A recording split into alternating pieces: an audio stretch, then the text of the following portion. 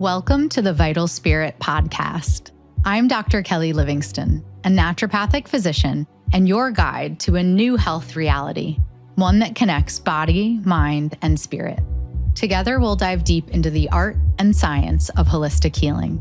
Through working with hundreds of women through midlife transitions, I've discovered something profound. Most of our physical and emotional challenges are rooted in a maladaptive stress response. And true healing begins when we regulate our nervous system. Each episode will explore complex health topics in simple, empowering ways, uncover the deeper wisdom within each of us, and share practical tools for nervous system regulation to help you awaken your vital force and create lasting wellness.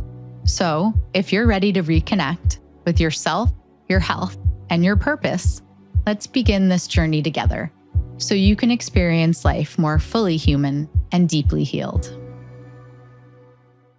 Did you know that 1 in 8 women will develop a thyroid disease in her lifetime? And for women in midlife, thyroid dysfunction is often misdiagnosed as depression, anxiety, or just signs of normal aging. And Hashimoto's thyroiditis, which is the most common cause of hypothyroidism, is especially common during perimenopause, affecting up to 10% of women. And many don't even know they have it. Welcome back to the Vital Spirit podcast.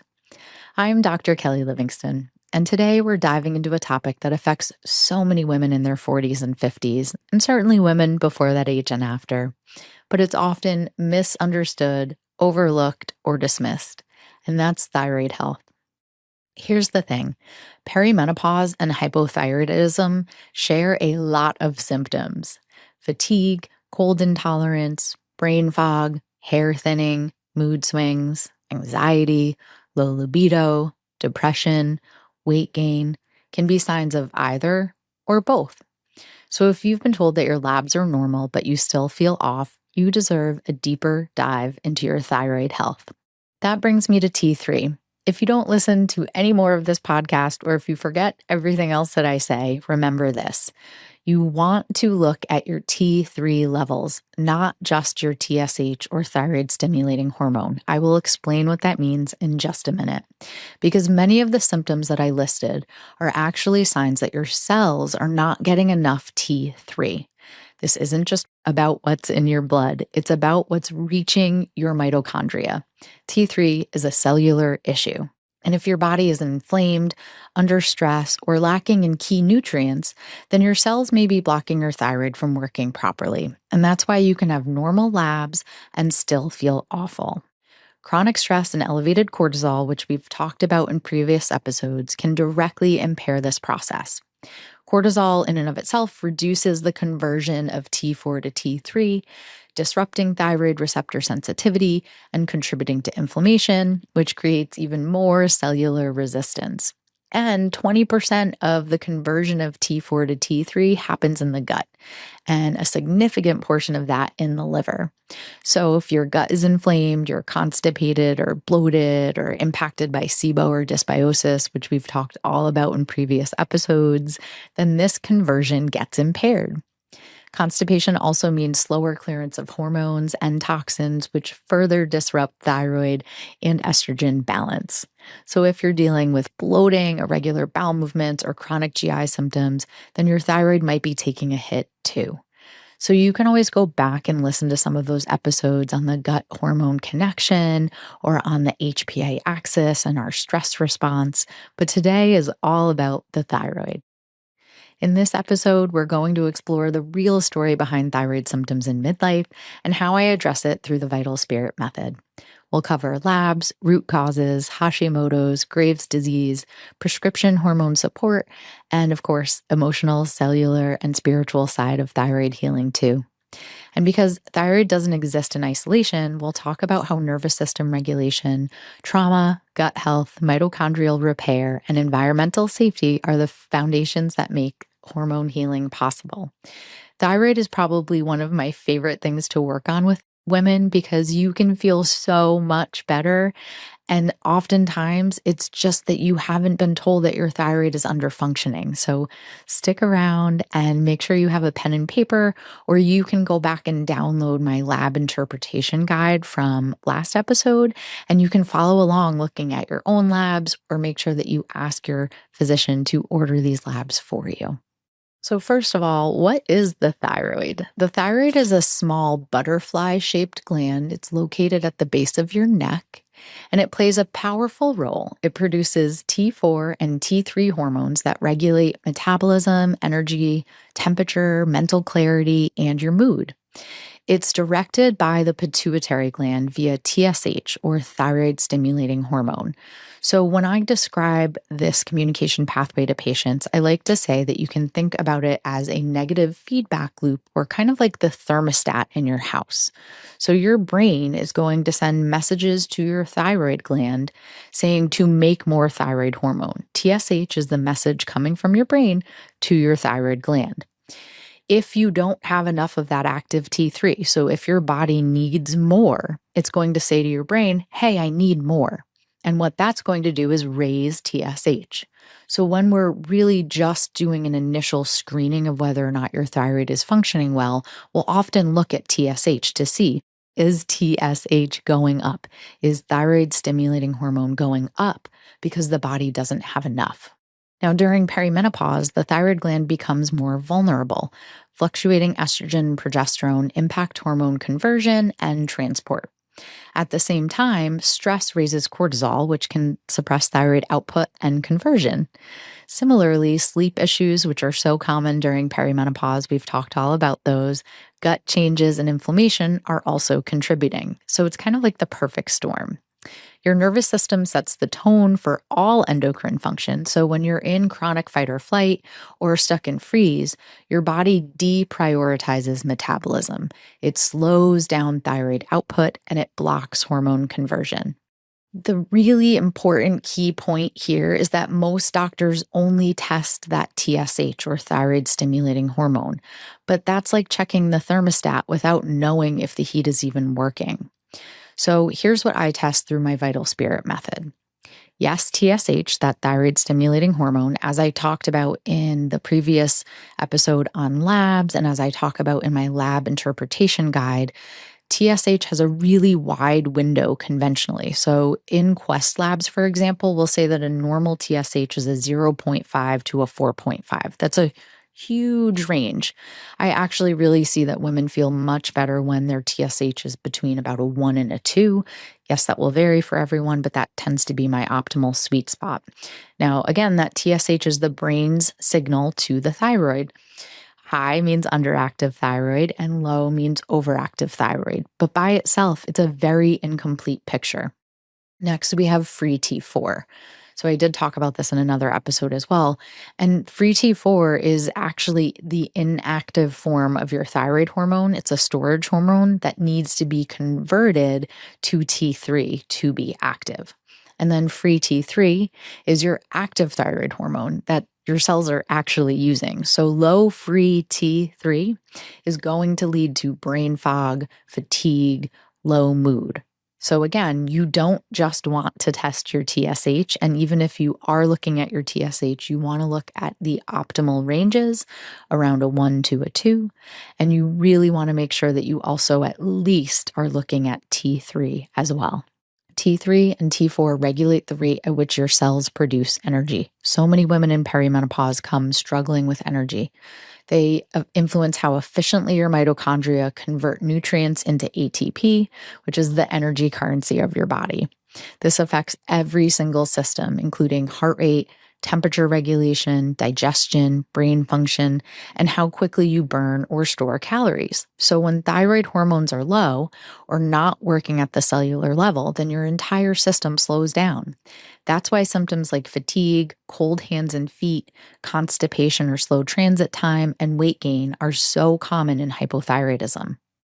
We also have a lab called reverse T3, which is essentially a stress marker, and it competes with T3 in metabolic pathways. So it can be high due to trauma, cortisol, inflammation.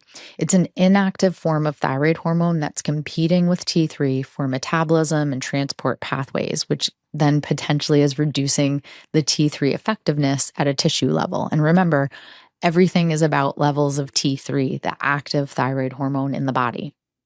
Now, you might look at your labs and say, oh, well, they did something else outside of just TSH. They did total T4 and total T3. And that does show your overall hormone production of T4 and T3, but these are the protein bound or inactive forms. So, again, I do like to look at free T3 and free T4 as well. Now, next, I would say it is extremely important for you to know if your thyroid is under functioning, if it's due to an autoimmune thyroid disease like Hashimoto's, and if it's over functioning or your T3 is high, is it due to something called Graves' disease? Now, I will always run thyroid peroxidase antibodies and thyroid globulin antibodies in a new patient when I think that the thyroid might be a contributing factor. So you probably haven't had these done. And it's a really easy ask when you go in and get your blood work done to say, I'd also like to look at thyroid antibodies. So many women come into my office and they've been told that they need thyroid support, but no one has ever explained to them if it's an autoimmune process or not. And that will change essentially how I would treat that patient. It would change the root causes potentially. It would certainly change whether or not I'm looking into vitamin or nutrient deficiencies. So it's really important to me to know, is your thyroid underfunctioning because of an autoimmune process or not? I'm going to look into all those things anyway. But again, if you're working with another practitioner, make sure that you find out that information. Remember, we're looking at the whole body, right? So, yes, we're also going to look at things like ferritin. Remember, that's your storage form of iron, and it tends to be lower in patients when they have low energy. So, it's on one hand something that you're going to rule out as a cause of, for example, your low energy or your hair shedding, but it's also necessary for thyroid hormone conversion and energy production. Similarly, I'm going to look at B12. Again, B12 might be low, contributing to low energy. So I'm trying to tease out what some of the root causes of those symptoms are. Vitamin D is also really important and it's going to impact autoimmune activity. So if your thyroid hypothyroidism is Hashimoto's thyroiditis or autoimmune in nature, you want to make sure that you check your vitamin D levels as well.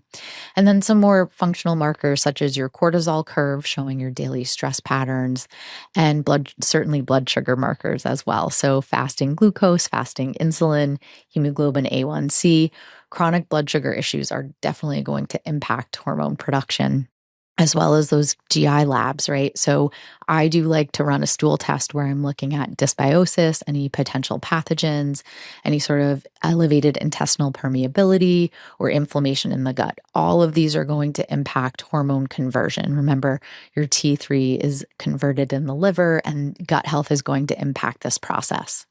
So these labs don't just measure thyroid, they reflect the health of your terrain, your stress burden, and your nervous system's role in your thyroid health. So let's talk a little bit more about how stress and gut health are going to impact your thyroid. Again, you can go back and listen through all of the pillars of the Vital Spirit method because essentially I would walk a patient through those as I was addressing their thyroid health.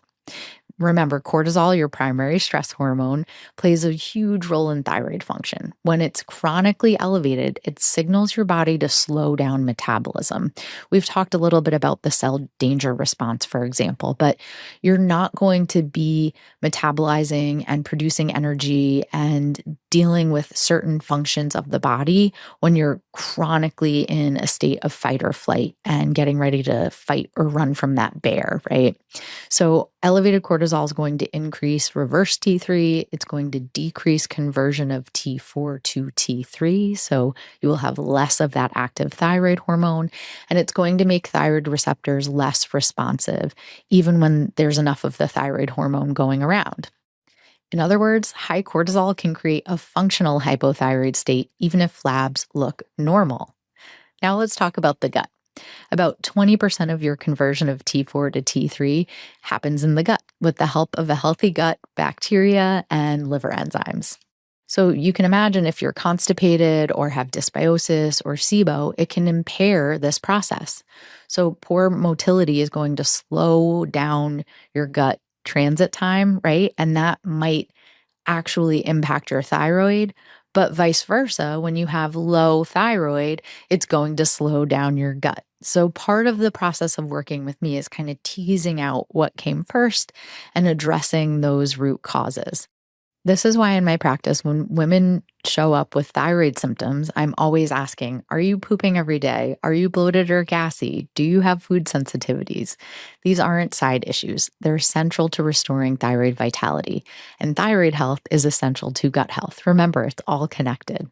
So if you wanted to get started today, you could go look at my 21-day gut healing reset on my website.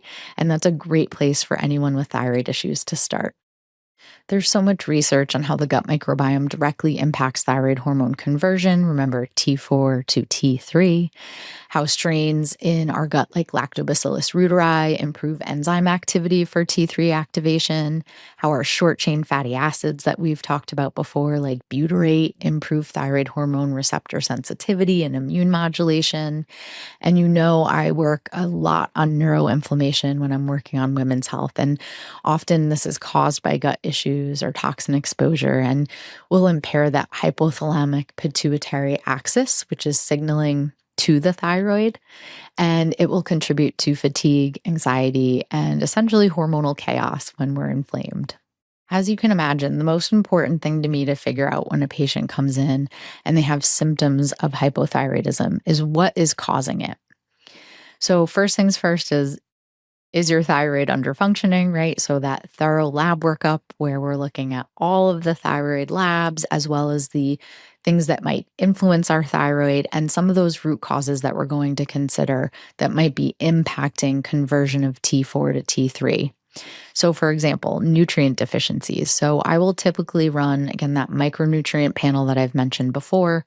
So, I'm going to look at things like selenium, iron, zinc, magnesium, your B vitamins. Iodine plays a big role in thyroid health, although it's a little bit controversial because you don't want too much iodine, but you also don't want too little. But essentially, we can look at nutrient deficiencies and see, is there a nutrient deficiency that is impacting thyroid function? Chronic stress. So we talked about cortisol, right? Remember that HPA axis dysfunction, cortisol dysregulation, and trauma will all impact thyroid health. Infections. So I've talked before about that cell danger response, right? Where your mitochondria are going to turn off energy response to everyday things when they're dealing with a chronic stealth pathogen like Epstein-Barr virus, Lyme, mold exposure, or gut pathogens. And toxins will absolutely impact our thyroid. So fluoride, chlorine, BPA, plastics, I mentioned mycotoxins, and even exposure to excessive EMFs are going to impact our thyroid. Trauma and our nervous system state. Of course, low vagal tone will impact the health of our thyroid, and it's going to downshift our metabolism, which essentially is going to make it so that we're not putting T3 into that active state. Recent research is really emphasizing mitochondrial dysfunction in low thyroid. Even when normal T3 levels are present, cells might not use it if mitochondria are in a shutdown state due to trauma or toxin overload. So you really can't heal in the same environment that made you sick, right? So working on all of those seeds of health that we've talked about before and looking at toxins in the environment is key when we're working on our thyroid. So while we're determining the root cause of our underfunctioning thyroid, what are some of the herbs that I might use? Ashwagandha is probably the most common one that I'll use in general for underfunctioning thyroid because it's supporting our adrenals and can help with healthy cortisol levels and improves conversion of T4 to T3. I will occasionally use a botanical called bladderwhack, which provides iodine and nourishes thyroid tissue. I might use bacopa, which supports memory, mood, and has a mild thyroid stimulating effect. I might use bugleweed in a hyperthyroid state or when that patient's having heart palpitations. And also similarly, lemon balm, which is really calming and can support thyroid in autoimmune conditions. Gemotherapies are some of my favorites to use. So I'll use Sequoia when that patient's reporting feeling more burnout or fatigue. I'll use ficus for gut brain support, emotional digestion, and vagus nerve regulation. Ribus nigrum I'll often use for adrenal and immune resilience or support. And rosmarinus I'll use for liver and helping with thyroid conversion. So I will definitely have an episode on gemotherapies, but just know that there's a lot that you can do while you're working on root causes of thyroid to feel better. Some of the nature cure modalities that I'll use commonly will be things like castor oil packs, which I've mentioned before, to help stimulate lymphatic flow, liver detox. Remember that liver is helping with conversion to T3. It will help reduce inflammation and signal to your parasympathetic nervous system that it's time to rest and digest. I will sometimes even have patients use castor oil over their thyroid or contrast hydrotherapy, alternating hot cold to stimulate circulation and thyroid metabolism. So these therapies can both regulate the physiology and contribute to a healthy autonomic nervous system function. So, again, getting your body into that healing state so that the body can heal. So sometimes there's the time and a place for thyroid hormone support, right? So we might need a thyroid medication, or that patient might do really well on some thyroid support while we're working on the foundational pieces. So very commonly patients will come in on something called levothyroxine, which is T4 only. And this requires full conversion to T3. So say that patient is having a conversion issue, they might come in on a thyroid hormone support. They might have been diagnosed with hypothyroidism, but they're still struggling with conversion to T3, and that's not something that's being tracked over time. So they're still not feeling great. Now, a T4 T3 combo medication would be something like Armor or Nature Throid or a compounded thyroid hormone support, and that's going to be closer to what your body naturally produces. There's also T3 only options like Cytomel. So when conversion is impaired or when reverse T3 is high, for example, if you're on a thyroid hormone support and it's say levothyroxine T4 only and you're still tired or you're still losing hair or struggling with weight gain or constipation, then you might actually need some additional T3 support. So those are all options. I don't prescribe in the state of Connecticut, but I am always giving my patients information and informed consent around what is available to you, what is out there, especially if we have hit the wall with our working up our therapeutic order. However, medication won't work if the cell danger response is active. So remember, when your cells are in that cellular defense state because your body senses danger, then the mitochondria are going to want to reduce energy output. So they're going to resist hormonal messages. So that's why some women won't feel better when they're even on thyroid medication. Remember, oxidative stress, trauma, infections, they're all going to suppress thyroid sensitivity. So, this is why I genuinely will work on the nervous system with every new patient, but certainly when a hypothyroid patient walks through my door. So, to work on that nervous system component, we might be doing the Safe and Sound protocol, which I've talked about before. We might be talking about vagal toning exercises, breathwork practices, things that can help balance that HPA axis and stress response. We may also be talking about mitochondrial support along with working on the root causes that got the body into that state of defense in the first place. So, in holistic medicine, we're also going to talk about the emotional and spiritual aspects of thyroid health. So, even if your hypothyroidism is due to a viral infection or an autoimmune thyroiditis, I'm still going to ask questions around how you have felt historically throughout your life or currently about expressing your truth, expressing yourself. So, very often women will say, I've been afraid to speak my truth, or I don't want to upset anyone, or I learned that staying quiet meant I was safe. So, your thyroid sits at the energetic center of your throat chakra and is the portal to voice, to truth, expressing boundaries, creative expression through communication. So, very often I will ask women what that has looked like throughout their life. Are they someone who historically has felt okay speaking up for themselves, or are they someone who would tend to kind of swallow that or bite their tongue? Interestingly, the vagus nerve runs right past the throat, right? So when we silence ourselves, we're suppressing vagal tone and can lead to more nervous system states like freeze, shutdown, fatigue, stagnation. In thyroid healing, I really do talk with patients about it being voice healing, soul healing, healing our ability to speak up and communicate. So, some tools to activate this might include humming, chanting, stimulating the vagus nerve that way, singing, journaling and breath work, speaking our truth in safe spaces, and really learning to say out loud things that we have maybe been holding on to so that we can reconnect with our intuition, our inner wisdom, and feel comfortable expressing ourselves. So let's talk about a case study patient. Let's talk about Jane. Jane was 48 when she first came to see me, and she was feeling cold all the time. She had cold hands and cold feet. She was feeling foggy and exhausted and emotionally numb. She was actually on thyroid medication, but she still did not feel good. So her hair was thinning and dry, and her period was irregular, but when she had it, it was extremely heavy. She had a history of gallbladder issues, constipation, and bloating.